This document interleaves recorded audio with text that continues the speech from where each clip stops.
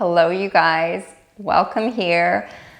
I've got an exciting video to bring to you today, but I'm also bringing it to you from an exciting location. If you have been following along, you know, we moved house and I've been working on a studio creative space, and it's finally to the point where I could actually set up and film. So I'm here. This is the studio. You can see a tiny little portion of it. Sorry, I'm looking down because I have my iPad set up so that I can see the viewfinder because I am so blind without my glasses on. And I don't like to film with my glasses on because of the glare. And so if I look down, it's so I can make sure I'm in focus. I'm such an old woman. Anyway, you can see a tiny little part of it. This is probably not going to be my final setup for filming, but I'm making do with what I have at the moment. It's also super echoey in here, so I don't know how that's going to translate when it comes time to editing and everything. I hope it's going to be okay, but I've just sort of set this up for the minute because I'm still collecting furniture and putting together stuff. As you can see, I've got some, you can see like one picture behind me. I've got a bunch of pictures to go up and to be used as a gallery wall, but it's a work in progress and good things take time. So I'm working with what I have at the moment and I'm very excited to be here.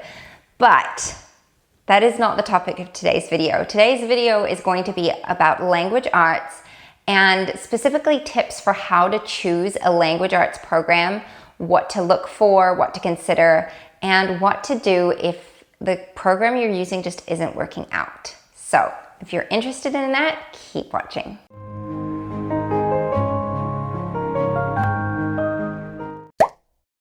If this is your first time to my channel, I am Christine, a homeschooling mom of 3, and I've been sharing homeschool content here on this channel for years now. I've got quite a collection of information here that you are free to look through and delve into. I've done video curriculum reviews and day in the life videos and videos on homeschool rhythms and routines, lots and lots of stuff. So if you're looking for stuff, go check there first. I often get questions that I've already answered in a lot of those videos, so go and check it out. It's meant to be a resource for you to enjoy and to use. But yeah, that's a little bit about me. If you want to see more from me, go ahead and subscribe. For now though, let's talk about language arts curriculum. I feel like in the homeschool world, language arts is one of the subjects, and I'm talking about it as a whole because language arts obviously is made up of several different subjects that make up the larger sort of umbrella term of language arts.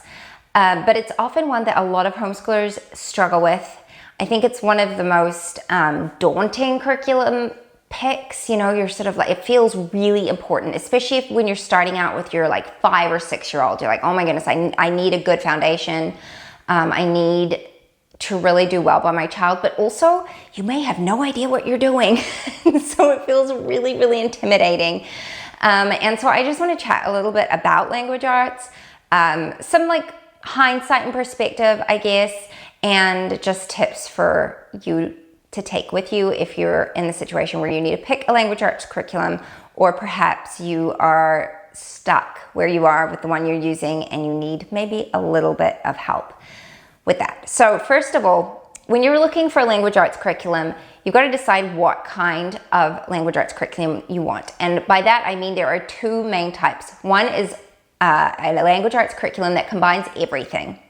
A prime example of that, which is a very, very, very popular one, is The Good and the Beautiful.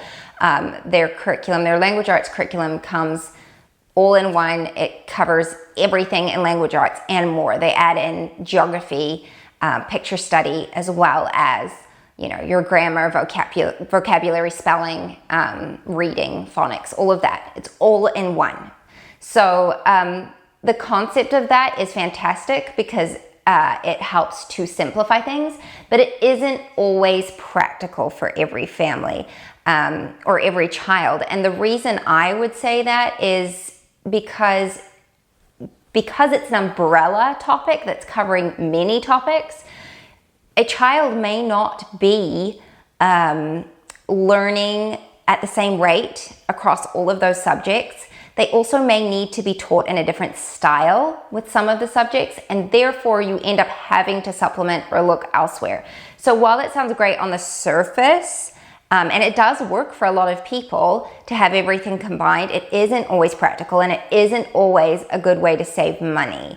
So bear that in mind when you're looking at those kind of curriculums. They're not always the money-saving, simplifying option that you think they might be.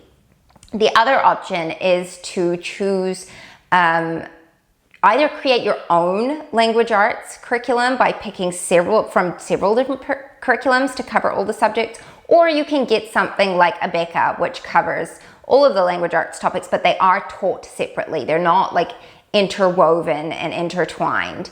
It may be labeled language arts, but all the books are separate. So you've got a book for spelling, you've got a book for language, you've got a book for phonics, you've got a book for reading. Like it's very separate in that sense. So there's that option, or like I said, you can pull from several different curriculums to create your own language arts. So you might have spelling from one curriculum company, you might have grammar from another, reading from another. That's totally fine. All of those work for different people and different families. One is not better than the other. It just completely depends on you and your child. And so that's something to keep in mind when you're going out and looking at language arts curriculums. What is going to work well for you? So while I said that all-in-one curriculums aren't necessarily cost effective because you may still have to supplement or use something else, you can use The Good and the Beautiful because they have their free download. Obviously, that's extremely cost effective. You can use that and then supplement with other curriculum you may have to purchase. That does make it a lot more saving friendly. But if you're buying physical copies of everything, it isn't necessarily. So that's just something to keep in mind. The next point to consider is what style you prefer. There's a big Charlotte Mason community in the homeschool community now, which is fantastic. I did a lot of Charlotte Mason schooling when I was being homeschooled. My mom really enjoyed it. I love a lot of her philosophies, but it's not necessarily for everybody. I personally am not a huge Charlotte Mason homeschooler. I draw from some of her principles and use them in our homeschool, but I don't actually prefer a pure Charlotte Mason style homeschool curriculum, nor do I prefer a full traditional curriculum. I'm pretty eclectic on how I do things, but it's important to decide what kind of style of curriculum you would prefer. Do you want more structured? Do you want more child-led? Those are things that are really important to consider. Do you want something that is all in book form, or are you open to online options? And that is where I'm going to segue into today's sponsor of this video. I want to thank Night Zookeeper for sponsoring this video. I have worked with them in the past and they offer a really fantastic product, specifically a language arts program that caters to children from age 6 through to 12. I had heard of Night Zookeeper well before I worked with them the first time, and they continue to be really popular in the homeschool community. And I think there's several reasons for that. One is that it is online and interactive and fun for kids. So many children are reluctant writers, and it can be hard to motivate and inspire them. But a lot of children really enjoy games and they like computer games. And so it can be a really great motivator to get them to write. Night Zookeeper is going to help your child to grow their writing skills, but not just writing, language arts as a whole. There's reading, vocabulary, grammar, all of that on there. And they will learn through games, they'll learn through projects. It's great because it can be catered towards your child's academic level, but also it is something that they can do independently. And so that is really fulfilling for them. I know for my kids, when they can sort of do something on their own and then bring it to me and be like, look what I did, without me having to be over their shoulder, like guiding them the whole way through, that's just really rewarding for them and they get a lot of motivation from it.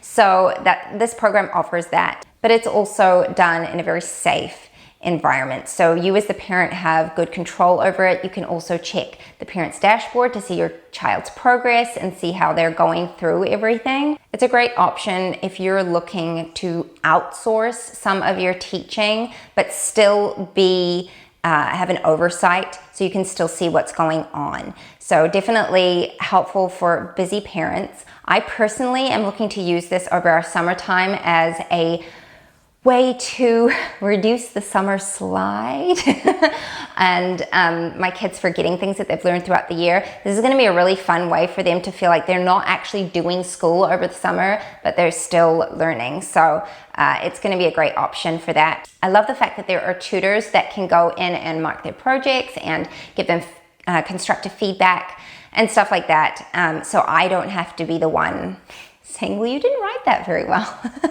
Because, you know, we usually are the person who's having to do most of the constructive criticism when it comes to our kids' schoolwork. So it's fun to have somebody else doing that for a change and take a little bit off of my shoulders. I personally really like that they're not just focusing on language arts, but my kids also getting to learn computer skills a bit, you know, learning how to use a keyboard and a mouse and that kind of stuff. It's really fantastic. So I recommend them. You can go ahead and check them out via the link in the description down below. You get a 7-day free trial and 50% off of the annual subscription cost if you do choose to go ahead and purchase. So I'll leave that down in the description. Go check them out. Night Zookeeper, thank you so much for sponsoring this video. You guys are fantastic. Okay, so you want to consider what kind of language arts curriculum you're looking for and also the style you're interested in. But also, what's really important is to take into consideration the age and ability of your child. And the reason I say that is because in the early ages, it can be really tempting to cover all of the things, but in reality, it's very helpful to keep it simple. For instance, a curriculum like All About Reading focuses only on reading. They do not cover spelling or grammar or anything like that until further on. In fact, they don't cover grammar, they're covering just spelling. They've got a spelling curriculum that you can pick up a little further on. But in the early years, it's just all about reading because it's the foundation, it's the basis. And so I recommend, if you do have quite a young child, keeping things more simple and really keeping that at the forefront of your mind when you're looking at language arts curriculums and what you are going to decide on. If you do decide to go with a curriculum that covers everything, that's fine. It's totally fine. There's nothing wrong with that. But if you find it's too much, this is me giving you the permission to just like step back and not stress about it because you don't have to do it all. Just focus on what's really important. And in those younger years, it's more your phonics and your reading skills, and everything else can sort of wait until later on. And then finally, I wanted to chat about making it work versus changing curriculum because there's two schools of thought for sure that are kind of divided. And as per usual, I'm pretty nuanced on this topic. I don't think one way is right and the other is wrong or anything like that. There's a big push to like, if something's not working in your curriculum, just switch curriculum. And then there's the push to like, no, we spent money on this, we need to make it work. And a lot of the time that comes from a place of like, we spent money on this, we don't have money to spend on another language arts curriculum, which is completely understandable because, you know, like it costs a lot of money and we don't want to just be switching from this thing to that thing all of the time. However, there are times when switching curriculum makes sense. Perhaps you have a child who is struggling with something like dyslexia and you need something more like an Orton Gillingham approach, which curriculums like Logic of English and All About Reading both use. And that's perfectly understandable. Or you just need a child who would do better with a more simple curriculum. There's nothing wrong with that. However, there are a lot of circumstances where you can make a curriculum work. And a good way to do that is to get rid of the things that aren't working and just focus on what does work and expand on that. So there's no rule for you having to use everything in a curriculum. The curriculum serves you, not the other way around. So have some freedom to change things, have some freedom to supplement because that's fine as well. You don't have to chuck the baby out with the bathwater, if that makes sense. Just because some part of it isn't working doesn't mean that all of it doesn't work. For instance, the Good and the Beautiful spelling just does not work for us.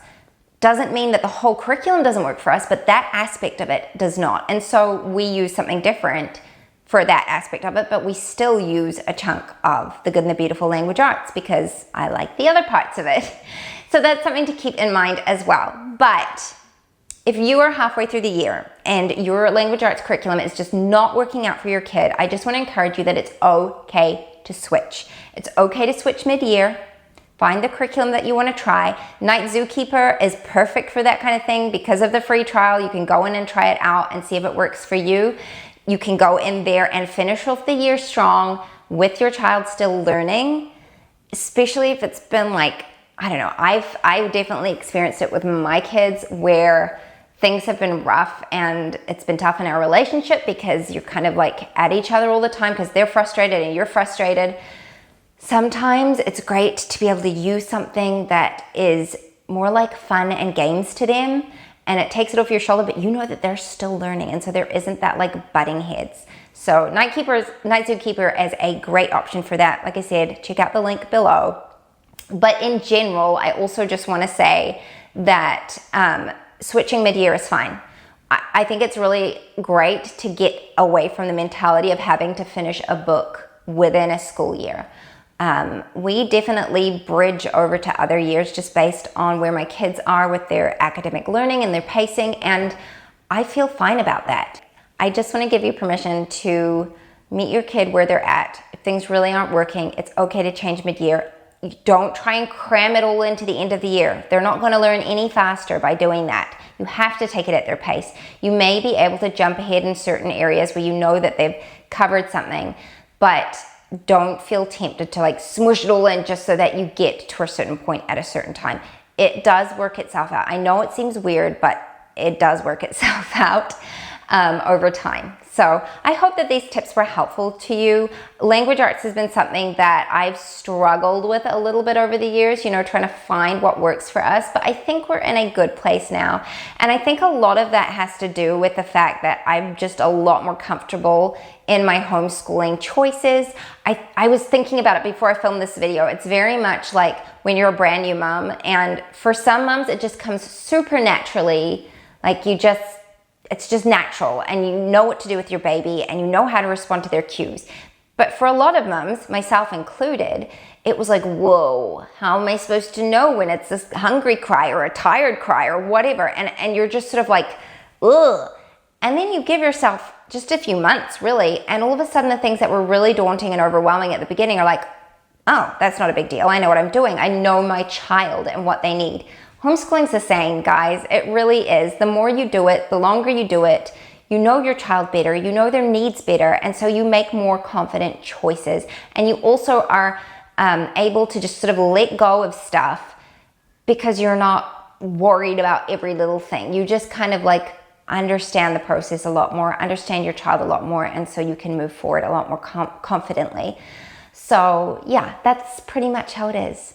Anyway, thank you so much for watching this video. Please go check out Night Zookeeper and what they have to offer. As I said, it's a 7-day free trial and 50% off of their annual subscription via the link below. Go check it out. I'll see you in my next video, guys. Bye-bye. The world had more of your smile. What if the wind could spread your love? What if your sweetness